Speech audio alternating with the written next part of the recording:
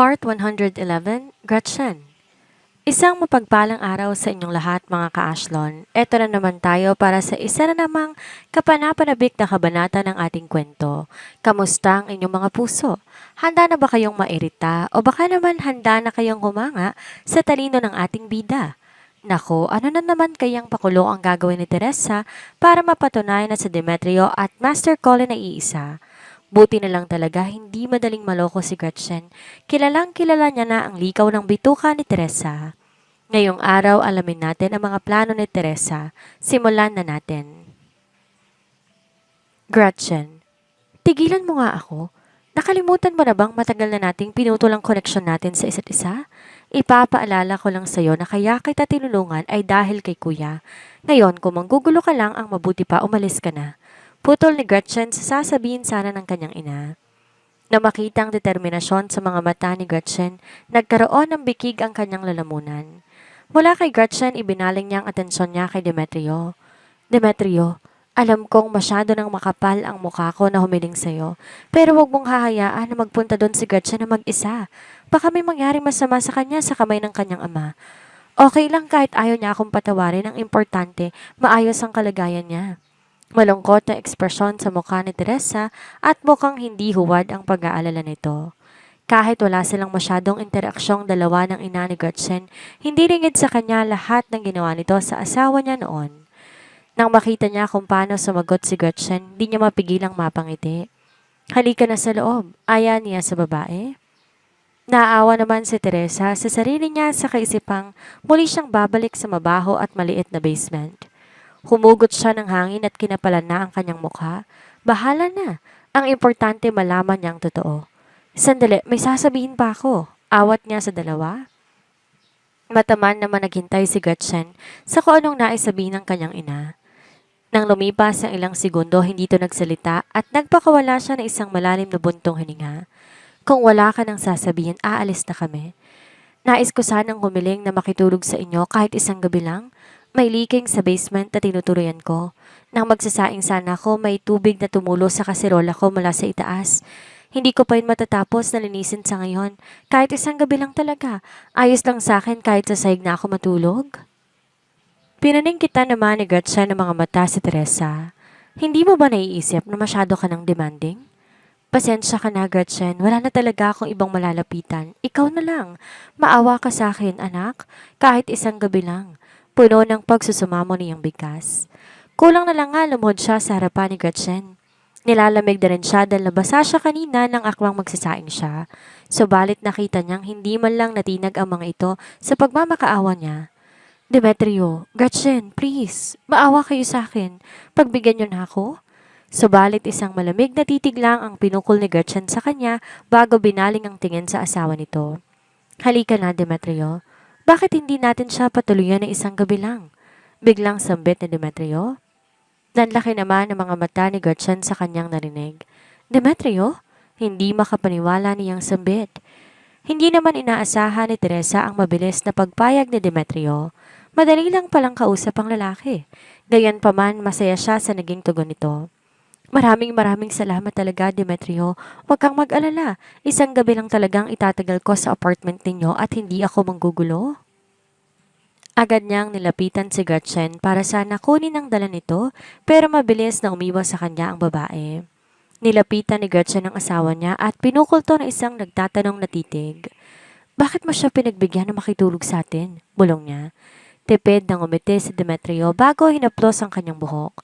Hayaan mo na, isang gabi lang naman. Napatitig naman siya sa lalaki. Kung inaakala nito na pagsisisihan niya ang pagtataboy niya kay Teresa, pues hindi yun mangyayari. At dahil abala siya sa sarili niyang emosyon, hindi niya napansin ang kakaibang ningning sa mata ni Demetrio nang makita ang reaksyon ni Teresa sa pagpayag niya. Alam niya, may kakaiba kaya't muling nagpakita sa kanila si Teresa. Kaya, imbes itaboy si Teresa palayo, mas mainam na nasa malapit lang babae para malaman niya kung anong iniisip nito. Ika nga nila, keep your friends close and your enemies closer. Nang makarating sila sa apartment, nagmamadaling pumasok sa loob si Teresa sa takot na baka pagsaran siya ng pinto ni Gretchen at magbagong isipan ni Demetrio. Hindi pa kayo kumakain, di ba? Saka alam ko pagod kayo sa biyahe kaya ipagluluto ko kayo habang nagpapahinga kayo. Presenta ni Teresa at agad nagpunta sa kusina at nagsimula ng maghalongkat ng mga stocks para lulutuin. Mataman namang pinagmasdan ni Gretchen ang mga kinikilos ng kanyang ina. Nakakapanibago masyado ang ginang. Nung maliit pa siya, halos hindi niya makatikim ng luto nito. Swerte na lang at makikita niya ang mga ulam na inihanda nito sa mesa. Mabilis lang ang kilos si Teresa na naghahanda ng pagkain. Nagprito to ng isda at nagluto ng tinolang manok. Nang makita niyang nakamasid si Gretchen sa kanya, napangiti ang babae. Naaalala ko nung maliit ka pa, paborito mo ang tinolang manok, hindi ba? Ngayong nabigyan ako ng pagkakataong ipagluto ka, pakiramdam ko, bumalik tayo sa nakaraan at nagkaroon ako ng pagkakataon na puna ng mga pagkukulang ko sa'yo noon. Di ako nagpunta dito sa kusina para marinig ang mga drama mo. Sinisiguro ko lang na hindi mo lalagyan ng lasa ng pagkain na inihanda mo para sa amin. Napahiya naman si Teresa sa naging tugon ni Gretchen. Pilit siyang umiti at pinagpatuloy na ang kanyang ginagawa. Tahimik lang silang tatlo habang kumakain. Gayunman, magana pa rin ang pagsubo ni Teresa. Gutom na gutom siya at sakto naman na masarap ang ulam. Malayong malayo sa noodles na naroon sa basement. Pagkatapos kumain, kumuha ng kumot at unan si Gretchen tsaka inilapag sa harapan ni Teresa. Walang bakanteng kwarto para sa'yo kaya dito ka na lang muna sa salas matulog. Hindi naman nagreklamo si Teresa at ngumiti pa. Walang problema sa akin yan, Gretchen. Ayos lang sa akin kahit saan. Masigla niyang tugon. Palihim na inilingan ni Gretchen ang kanyang mga mata sa kabuuan ng pamamahay nila. Hanggang ngayon, hindi pa rin siya kampante. Nakasama nila ang ginang sa iisang bubong. Nauna nang pumasok sa loob ng silid si Gretchen habang naiwan naman si Demetrio sa labas. At dahil nga naroon pa ang lalaki sa salas, hindi pa makakilo si Teresa para isakatuparan ng plano niya. Maya-maya pa, napatingin siya sa dalawang nakasaradong pinto. Hindi niya maiwasang ma-curious. Kung walang bakanting silid, ibig sabihin ba magkaibang silid ng dalawa? Demetrio, wag mo sanang mamasamain pero hindi ba kayo magkasamang natutulog ng anak ko? Hindi niya napigilang itanong. Mula sa libro, lumipat ang tingin ni Demetrio kay Teresa. Magkasama kaming natutulog sa iisang silid. Kaswal niyang sagot. Palihim siyang umiti bago binalik ang tingin sa librong binabasa niya. Isang pilit ng ngiti ang sumilay sa labi ni Teresa. Oo nga naman, no? Mag-asawa kayo kaya natural lang na magkasama kayo sa iisang silid. Ilang minuto pa ang hinintay ni Teresa pero di pa rin namaalis si Demetrio kaya napatikim siya. Demetrio, maglilinis ako ngayon para naman may silbi ako dito. Bakit hindi ka muna pumasok sa loob ng silid ninyo ni Gretchen at magpahinga? Nagpatuloy sa pagbabasa si Demetrio dahilan para makaramdam ng kaba si Teresa. Wala na siyang nagawa pa kundi magkunwari na nagpupunas ng coffee table. Hindi niya lubos maintindihan kung bakit narito pa sa labas ang lalaki. Kung hindi ito papasok sa loob, baka sumapit ng kinabukasan at mawala na siya ng oras. Kinagat ni Teresa ang pang-ibaba niyang labi bago muling nagsalita. Demetrio, iho, may sasabihin sana ako sa'yo. Humugot na isang dokumento si Demetrio mula sa kanyang bag bago nag-angat ng tingin sa kanyang biyanan. Anong sasabihin mo? Bala ko sana maghugas ng pinggan, kaso hindi ako marunong gumamit ng automatic dishwasher na nasa kusina. Pwede mo ba akong turuan? Nakita ni Demetrio ang pagkabalisa ni Teresa, kaya tumayo na siya. Huwag kang mag-alala, ako nang gagawa. Agad na nagliwanag ang mukha ni Teresa sa narinig. Maraming salamat, iho. Hindi na nagsalita pa si Demetrio at nagtungo na sa kusina. Hinintay ni Teresa na mawala sa paningin niya ang lalaki bago niya nilapitan ang bag nito na ikinalkal ang mga gamit ng lalaki. Kailangan makahanap siya ng ID o anumang bagay na makakapagpatuloy na sa Demetrio nga si Master Colin. Kita niyang di nagbibiro ang kausap niya kanina nang banggitin nito ang mga katagang yon. Kahit hindi pa siya gaanong naniniwala dito, kung mapapatunayan niyang si Master Colin at Demetrio ay iisa, sigurado, tiba-tiba siya. Kung kasing yaman ni Master Colin ang manugang niya, pwede na siyang humilata. Sa limpak-limpak na salaping meron ang lalaki. Napangiti na si Teresa sa naisip niya habang abala siya sa paghanap. Sinamantala niya ang pagkakataon na may kaluskos pa siyang naririnig sa kusina. Nasa kalagitnaan siya ng pagkakalungkat nang lumabas si Demetrio at dahil masyadong abala si Teresa, hindi niya napansin ang paglapit ni Demetrio sa kanya. Anong ginagawa mo? Halos mapatalon sa gulat si Teresa dahil sa boses ni Demetrio. Nang lumingon siya, hawak-hawak na niya ang isang basahan. Malakas ang kabog ng kanyang dibdib, lalo pa at titig na titig sa kanya si Demetrio. Hindi naman ito ang unang beses na nagkaharap sila. Katunayan, dalawang pagkakataon niya na itong hinamak kaya't hindi niya maintindihan kung bakit nanginginig siya sa takot ngayon. Nahulog kasi ang bag mo habang nagpupunas ako at lumabas sa mga laman kaya't inayos ko. Baka kako importante ang mga yan at madumihan. Pagdadahilan pa niya. Habang pinapanood ni Demetrio si Teresa na magpaliwanag, hindi nakaligtas sa kanya ang mailap nitong mga mata. Mga palatandaan na may tinatago ang isang taong kausap niya. Tumango lang siya at umakto na hindi niya ito napapansin. Maraming salamat kung ganun. Ready na nga palang dishwasher? Pag-iiba niya ng usapan. Mabuti naman kung ganun. Pasensya ka na iho at naistorbo kita. Wala kasing ganyan sa amin kaya hindi ako marunong mag-operate. Babalik na ako sa paglilinis. Magpahinga ka na, ani Teresa at nagmamadali nang bumalik ng kusina. At dahil nakatalikod na si Teresa, hindi niya napansin ang pagbabago ng ekspresyon ni Demetrio. Malamig ang kanyang mga mata na napasulyap sa nagulong mga dokumento. Isang mapanganib na titig ang pinukol niya sa ginang na kasalukuyang nasa kusina. Nagsabihin ni Gretchen sa kanya na nagpakitang ina nito, agad siyang nakaramdam ng di maganda. At ang pagdating nito sa apartment nila ang mas lalo nagpatibay sa kanyang duda. Sending Teresa away to solve the problem, like what Gretchen wants, is ultimately a hidden danger. Mas mainam sa kanyang drama ng ginang para tingnan kung ano ang gagawin nito. At habang dumadaan ang bawat segundong magkasama sila, unti-unti nagiging klaro ang lahat. Mukhang natunugan na ng babae na may mali sa katauhang ipinakilala niya. At kaya nagpunta ang ginang sa apartment nila ay para mag-imbestiga. Ang di pa lang siya sigurado ay kung nagpunta ang ginang doon para siguraduhing tama ang hinala nito o may isang taong nasa likod ng lahat na siyang nagutos sa babae na pumarito. Kung ang huling hula niya ang tama, may planong sino man na gamitin si Teresa laban sa kanya. At klarong-klaro na ang target ng sino man ay ang taong malapit kay Gretchen na walang iba kung hindi siya.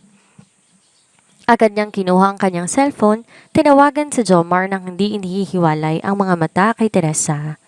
Mag-imbestiga ka kung sino ang mga taong nakakasalumuhan ni Teresa Miranda sa nakalipas na araw, maotoridad niyang utos. Matapos maglinis at magugas ng pinggan, sandaling nagpahinga si Teresa. Maya-maya pa, sumilip na siya sa salas at nakitang wala na doon si Demetrio, dahilan para makahinga siya ng maluwag. Marahan ang kanyang hakbang na nagtungo sa sofa at huminga. Pagkapatay niya ng ilaw, bumalot ang katahimikan sa buong apartment. Napahawak siya sa kanyang dibdib na ngayon malakas pa rin ang kabog. Muntik na siyang mahuli ni Demetrio kanina. At ang malala pa, hindi niya nakumpirma kung si Demetrio nga ba si Master Colin. Hanggang ngayong gabi na lang siya doon, ano na ang gagawin niya bukas? Kung hindi niya makukumpirma na si Demetrio at Master Colin ay iisa, ano ang sasabihin niya sa lalaking nakausap niya? At kung mayaman nga si Demetrio, alam na kaya ni Gretchen ang lahat, kaya gano'n na lang to katapang na ipagtabuyan siya? Ilang sandali pa, payapa nang nakatulog si Teresa, subalit dahil sa pinapagdaanan niya nitong mga nakaraan, binangungot siya na sinasaktan siya ni Gary o di kaya pinalay siya ni Gretchen, kaya hindi rin siya nakatulog ng mahimbing kalaunan. Tagaktak ang pawis niya sa noo at likuran kinaumagahan. Napatingin siya sa orasan at nakitang 5:00 na ng umaga. Nakasara pa rin ang pinto ng mag-asawa at napagtantong hindi pagising ang dalawa. Kinagat niya ang pang-ibaba niyang labi. Umaga na at oras na para umalis siya. Nangako siya kay Gretchen na isang gabi nang siyang mananatili doon. Ngayong wala siyang napala sa plano niya, anong idadahilan niya para hindi siya nito tuluyang paalisin? Ilang sandali pa nakarinig na siya ng kaluskos mula sa silid ni Gretchen kaya mabilis siyang bumalik sa paghiga habang iniisip kung ano ang sasabihin niya sa babae. Lumabas si Gretchen sa silid nilang mag-asawa, nakitang natutulog pa rin sa sofa ang kanyang ina. Nakiramdam si Teresa sa paligid. Nang tumahimik na ang buong lugar, dahan-dahan siyang nagmulat ng mga mata para tingnan kung anong ginagawa ni Gretchen. Subalit halos mapatalon siya sa gulat na ipagtapat nito sa kanya ang isang malakas na ringtone ng cellphone. Nang mag-angat siya ng tingin, bumungad sa kanya ang mukha ni Gretchen. Umaga na. Oras na para umalis ka na dito? Lihim na napamura si Teresa. Hindi niya lubos akalain na ganito kalupit si Gretchen. Pero wala na siyang nagawa kundi lunukin na ang galit niya. Ang importante, hindi siya nito palalayasin. Gretchen, bigla na lang sumakit ang tiyan ko. Parang hindi ko kayang bumangon. Pwede bang dito muna ako sandali? Aalis din ako kapag bumuti ng pakiramdam ko. Hinawakan niya ang kanyang sikmura at mariing pumikit na para bang totoo talaga na may nararamdaman siya. Kung gano'n tumawag tayo ng ambulansya para ihatid ka sa ospital? Walang gatol na sabi ni Gretchen. Hindi na kailangan. Natataranta niyang tanggi. Kung magtatawag to ng ambulansya, malalaman ng mga ito na nagsisinungaling lamang siya. Hinawakan niya ang kamay ni Gretchen at marahang pinisil. Diarrhea lang yata tong sakit at nanghihina mga paa ko. Magiging maayos din ako kalaunan. Dagdag gastos lang kung magpapa-ospital pa ako. Mauna na lang kayong umalis. Aalis na rin ako mamayang konti. Pinaningkitan siya ng mga mata ni Gretchen kaya mas ginalingan pa niya ang kanyang pag-arte. Pangako, wala akong gagalawin na kahit ano dito sa pamamahay ninyo. Aniya at napahawak na naman sa kanyang binti. Aray! Bigla na namang sumakit ang tuhod ko. Dagdag pa niya. Sarkastiko namang napangisi si Gretchen. Hindi magaling umarte si Teresa. Kahit anong impit at iyak pa ang gawin nito, alam niya, nagsisinungaling lamang ginang.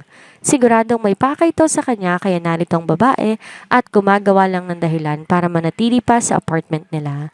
Kilala niya ito at alam niya ang likaw ng bituka ng ginang. Isang gabi lang ang hiniling mo kaya wala nang dahilan pa para manatili ka dito. Sinabihan ko ng landlady ng basement tungkol sa problema sa unit kaya pwede ka nang umuwi. Hindi mo ba nakikita? Ang liit-liit itong bahay namin para sa isang dambuhalang kagaya mo. Nanlaki ang mga mata ni Teresa sa itinawag ni Gretchen sa kanya. Pero di niya magawang magalit dahil dito siya ang may kailangan sa babae. Pero masakit talaga ang tiyan ko, Gretchen. Magpapahinga na lang talaga ako saglit. Maawa ka naman sa akin. Pagsusumamo niya. Akmang ipagtutulakan niya na si Teresa palabas nang lumabas din ang silid si Demetrio at nagsalita. Kung di maganda ang pakiramdam mo, pwede kang magpahinga saglit. Kapag maayos ng kalagayan mo, saka ka na lang umalis. Anito bago binaling ang atensyon kay Gretchen. Baka mahimatay siya sa daan, Gretchen. Kawawa naman. Dagdag pa ng lalaki. Muli na namang nagdiwang ang puso ni Teresa sa sinabi ni Demetrio pero hindi siya nagpahalata at pinanatili pa rin ang malungkot niyang ekspresyon. Maraming salamat, Demetrio. Huwag kang mag-alala. Gretchen, wala akong gagawing masama. Nangako na ako na magbabago na ako. Pinaning kita ni Gretchen ng mga mata si Demetrio. Maiintindihan pa niya ang pagpayag nito kagabi, pero ang pagpayag nito ngayon ang hindi niya nagustuhan. Ano bang nakain ng lalaking ito at pinagbibigyan nito ang kanyang ina? Nagpakawala siya ng isang malalim na buntong hininga. Si Demetrio naman talaga ang may-ari ng bahay, kaya wala na siyang magagawa pa kundi pumayag na. Okay, dahil pumayag si Demetrio, pagbibigyan kita. Pero hanggang ngayon lang, ayoko na makitang pagmumukha mo kapag nakauwi na ako mamaya. Oo naman, aalis ako agad mamaya. Hindi mo na ako maaabutan pa dito kapag umuwi ka na. Walang pag-aalinlangan niyang sagot. Ang mahalaga, mananatili muna siya sa apartment. Kapag siya na lang mag-isa, may mas pag-asa siyang makapagpatuloy sa pakay niya. Pero gano'n na lang ang kanyang panlulumo nang makitang sinara ni Gretchen ang dalawang silid at talagang nilagyan pa nito ng lock ang pinto. May pagkain sa ref, ikaw nang bahala sa sarili mo. Walang emosyong sambit ni Gretchen. Nakita pa ni Teresa na iniligay ng babae sa bag nito ang susi sa pinto at umalis na kasama si Demetrio. Hinatid siya ni Demetrio sa Isolde Pictures ng umagang yon. Nang makalabas na siya ng sasakyan, hindi niya na napigilan pa ang sarili na kausapin ng lalaki. Alam kong nag-aalala ka lamang sa akin, Demetrio, pero matagal nang sira ang relasyon naming dalawa ng nanay ko at hindi na yan maaayos pa. Tutulungan ko pa rin naman siya kung kinakailangan, pero hindi mo kailangan pagbigyan ng mga kapritsyo niya, lalo pat sigurado kung aabusuhin lang niyang kabaitang pinapakita mo sa kanya. Tipid nang umiti si Demetrio bago hinapos ang kanyang pisngi. Okay, I won't bother my attention with her again. Napabuntong hininga na lang si Gretchen. Pakiramdam niya hindi naman seryoso si Demetrio sa naging sagot nito sa kanya. Gayunpaman hindi na siya nagsalita pa. Hanggat maaari pa naman ayaw niyang pag-usapan ng tungkol sa kanyang ina. Pakiramdam niya nagbibigay lang to ng negatibong enerhiya. Isa pa, ayaw niyang madamay ito sa gulong hatid ng ginang. Ilang sandali pa pumasok na siya sa loob para magtrabaho. Hinatid tanaw naman ni Demetrio ang papalayong bulto ng asawa niya bago kinuha ang kanyang cellphone at tinawagan si Jomar. Magpadala ka ng mga tauhan na magmamanman sa mga kilos si Teresa. Report her ever move to me. Master Colin, hindi naman sa nangingialam ako. Pero alam naman natin na may masamang binabalak talaga ang nanay ni Mrs. Yamoto. Bakit di na lang natin siya ipakulong? Pwede naman tayong gumawa ng paraan para masagpunan natin ang kasamaan niya. Huminga na malalim si Demetrio bago sumagot. The person behind Teresa's move is targeting Gretchen. Kailangan niyang makuha ang mastermind. Eliminating pawns isn't the best way to defeat the enemy. Dalawa lang ang pinagdududahan niyang pakay ni Teresa. It's either tatraidorin ito si Gretchen o magnanakaw to sa kanila. At kaya niya to hinayaan na naroon sa kanila, hindi dahil sa awa, kundi dahil para makita niya kung anong gagawin ng babae. Nang marinig na tungkol kay Gretchen ang ginagawa ng kanyang boss, nakakuha yon ng kanyang atensyon at agad siyang nagseryoso. Professionally trained ang mga tauhan ng Yamoto family, kaya agad siyang nagpadala ng dalawa para magbantay sa ina ni Gretchen na naroon sa apartment complex ng mag-asawa. Nang makaalis sa mag-asawa, nagsimula ng maghalongkat si Teresa ng mga bagay na maaaring magpatunay ng katauhan ni Demetrio. At dahil nakasara ang dalawang silid, tanging sa living room lang naganap si Teresa. Subalit lumipas na ang kalahating araw, wala siyang napala. Walang dokumento o mga ID sa labas, tanging mga magazines lang at newspapers. Sandaling nag-isip si Teresa bago napagpasyahan na natawagan ang numero ng lalaki na nakausap niya kahapon. Ang sabi mo sa akin si Master Colin at Demetrio ay iisa. Bakit wala akong makitang patunay dito sa apartment niya? Niloloko mo lang ako, hindi ba? Galit niyang angil. Walang buhay na natawa ang lalaki sa kabilang linya. Hindi niya lubos akalain na pupunta si Teresa sa apartment ni Demetrio at wala ring napala. What a stupid woman. Sandali muna siyang nag-isip bago siya muling nagsalita. Bakit di ka na lang dumiretso sa mansyon ng mga Yamoto? Sabihin mo ang pangalan ni Demetrio sa kanila at kilala nila ang lalaki? Imbes na sayangin mong oras mo dyan sa mga walang kwentang bagay, kumprontahin mo sila ng personal. Ibibigay ko sa iyong address? Unti-unti namang napangiti si Teresa. Mukhang magandang ideya nga ang sinabi ng kausap niya. Kung totoo man na si Demetrio at Master Colin ay iisa, malamang kilala ng mga tao sa mansyon ng lalaki. Hindi niya palalampasin ang pagkakataong to. Ilang sandali siyang naghintay at di nagtagal, pinadala nito sa kanyang address si Demetrio. Natigilan naman siya sa pagkakaalam niya pang mayaman ang lugar na yon. Hindi na siya nag-aksaya pa ng oras at agad na nilisan ang apartment ni Gretchen para magpunta sa mansyon ng mga Yamoto. At habang nasa biyahe siya, malakas ang kabog ng kanyang dibdib. Mukhang ito na ang magandang oportunidad para maging maginhawa ang buhay niya at si Demetrio ang magiging daan para matupad ang pangarap niya. Hay nako mga ka-Ashlon, talaga namang napakasahol nitong si Teresa, no? Akala niya siguro mas matalino siya kay Demetrio. Hindi niya alam, hinahayaan lang siyang maglaro ng ating Master Colin para mahuli ang mas malaking isda. Pero aminin niyo, kinabahan din ba kayo nung hinalongkat niya ang bag ni Demetrio? Muntik na siyang mahuli. At eto na nga, dahil sa sobrang pagkagahaman sa pera, susugod na siya sa mansyon ng mga Yamoto. Ano kaya ang bubungad sa kanya doon? Matatanggap kaya siya bilang biyana ng isang bilyonaryo o baka doon na magtapos ang kanyang pangarap na karangyaan? Sa kabilang banda, bilib din ako sa paninindigan ni Gretchen. Kahit anong paawa effect ni Teresa, alam niyang plastic lang ito. Pero hanggang kailan kaya mapoprotektahan ni Demetrio ang asawa niya laban sa mga taong gumamit sa kanyang sariling ina? Kayo mga ka-Ashlon, ano ang hula ninyo? Ano ang mangyayari kay Teresa pagdating niya sa mansyon? I-comment nyo na yan sa ibaba dahil babasahin namin ang inyong mga theories. Salamat po.